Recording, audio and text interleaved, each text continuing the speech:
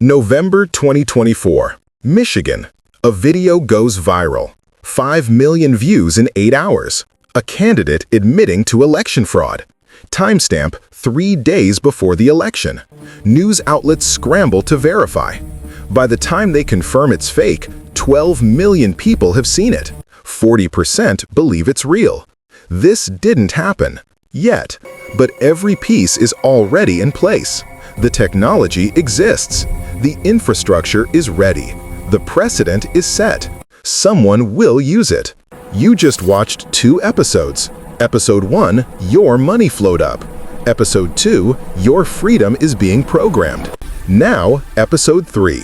They're coming for something else. Your ability to know what's real. Because when you control what people believe, you don't need to control them at all. Let me show you something. Department of Defense. Media contracts. 2016, $489 million. 2020, $1.1 billion. 125% increase. What were they buying? Strategic communications. Influence operations. Translation, controlling what you see. And that's just what's documented. March 2020. COVID hits. Confusion everywhere. No one knows what's true. Perfect conditions for control. Watch what happens. Week 1, this is just the flu. Week 2, 15 cases, soon down to 0. Week 3, we have total control. Week 4, national emergency. 4 completely contradictory statements. But here's what's fascinating. Each had a target audience. Week 1, stock market investors. Week 2, political base. Week 3, international perception. Week 4, federal authority. Different truths for different groups. This isn't incompetence. It's strategy. Steve Bannon, 2018. Flood the zone with shit. Not a mistake, a doctrine. The strategy? Don't hide the truth. Bury it in competing narratives. Make everything equally questionable. Here's how it works. Day 1, scandal breaks.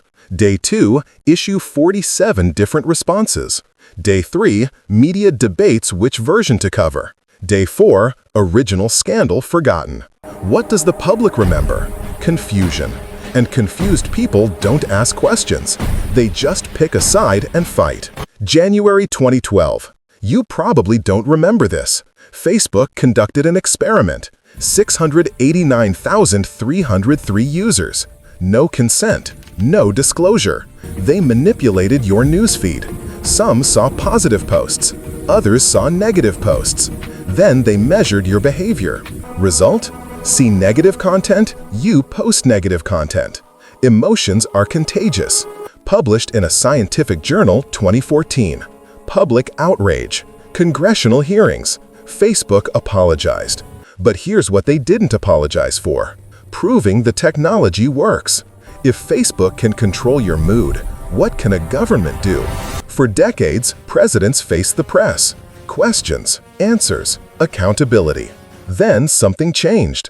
Press briefings. 2016, 274 briefings. 2020, 68 briefings. 75% decline. Where did the communication go? Direct to social media. Twitter, 57,000 posts. 4 years, 35 posts per day. Why does this matter? Press briefings have accountability. Journalists can challenge. Social media? No filter, no questions, just raw messaging directly to millions. January 2019. 35 days, no press briefing, record broken. March 19. Last briefing for 6 months. ABC News, for 6 months, the press secretary never took the podium. What replaced it? Direct communication. No accountability. No challenge. No filter. Here's where it gets systematic. A message goes out at 6 a.m. 15 minutes, 37 verified accounts share it. 1 hour, 294 accounts, same message. 9 a.m., morning news covers it as trending. Noon, it's the narrative of the day. This isn't organic. Oxford Internet Institute 2020. Coordinated behavior increased 150%. Translation: Fake grassroots, real coordination. But here's the sophisticated part. The accounts aren't bots. They're real people. Congressional staffers, campaign workers, appointees, all amplifying the same message. Legal, effective, invisible. February 2017, first press conference. The media is the enemy of the people. Not a slip, a declaration. Fake news mentions, 2017, 487 times. 2018, 891 times. November 2018, CNN's Jim Acosta. Press pass revoked. Reason given, inappropriate behavior. Real reason, tough questions. Federal court, pass restored. But the message was sent. Ask hard questions, lose access. March 2019, 59 journalists added to watch lists. Enhanced screening at the border. Their crime? Covering immigration. Devices searched, notes copied, sources at risk. Infrastructure of intimidation. 2019 Press Freedom Index. USA ranked 48th. Below Romania. Below Ghana. First time ever outside top 40. The chilling effect? Fewer leaks, fewer sources, self-censorship. It worked. Now let's talk about the business model. Outrage equals engagement. 2021, Facebook internal documents leaked. Frances Hodgins' testimony. One slide changed everything. Anger is the most engaging emotion. Angry content 5x more engagement. Facebook knew since 2018. Their response? Optimized for anger. The algorithm promotes divisive content, not as a bug, as a feature. But here's what the documents don't say. Who benefits from a divided population? Not you. Those seeking power over you. Because united people ask questions. Divided people fight each other. Distracted people miss the pattern. Every scandal followed by a distraction. A new outrage. A pivot. Keep you angry, keep you divided, keep you from seeing the whole picture. 2024. Deepfake technology is accessible. Cost $50. Time 3 hours. Detection nearly impossible. Even experts get it wrong 40% of the time. Now imagine, 48 hours before an election. A video drops. Shocking claim. Perfect quality. By the time it's debunked, the election is over. The infrastructure is ready. The precedent is set. Who deploys it first? Remember episode 2? Failed Fed nominees? Same pattern in communications. 2017 to 2021, 14 communications directors. Average tenure, 3.2 months. Why the turnover? The loyalty test. Will you contradict observable reality? January 2017, crowd size claims. Photos say X, official statement says Y. Those who defended X, gone. Those who defended Y, promoted. Reality becomes optional. Loyalty becomes mandatory. Now let's put all 3 episodes together. Episode 1, Economic Destabilization.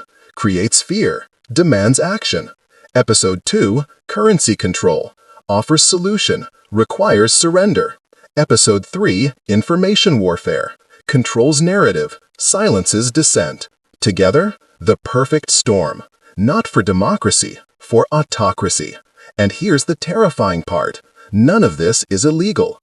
It's just strategic. We've seen this before. Germany, 1933. Economic crisis, emergency powers, media control, 12 years. Hungary, 2010. Financial instability, constitutional reform, 90% media control, autocracy. Turkey, 2016. Economic volatility, presidential system, 90% state media, authoritarianism. The pattern repeats because it works. So where does this leave you? Your money flowed to Wall Street. Your freedom controlled by Washington. Your truth decided by algorithms. And you? You're angry, but at the person next to you, not at those above. Perfect. The infrastructure is built. The precedents are set. The playbook is written. The only question? Do we recognize it, or do we look away? History doesn't repeat, but it rhymes. And right now, the rhythm is unmistakable. But here's what history also shows. Awareness is the first defense. You just watched 3 episodes. You saw the pattern. Money, control, truth. That means you're ahead of most people. So what do? Share this series. Make people see what you see. Question everything. Verify sources. Track developments. Support independent journalism. Real journalism, not propaganda. Vote. Every election, local and national. Because autocracy relies on your exhaustion, your confusion, your division, your silence. The moment you stay engaged, informed, united, the playbook fails. Final question. Are you paying attention? Not just to this series, to what happens next. The signals are everywhere. You just need to know what to look for. And now, you do. If this opened your eyes, share it. If you disagree, prove me wrong with evidence. If you're scared, channel it into action. Comment below. What signal are you watching? Subscribe, because this isn't the end of the story. It's the beginning of... The question isn't whether the test is happening. It is. The question is, will we pass? That's up to you.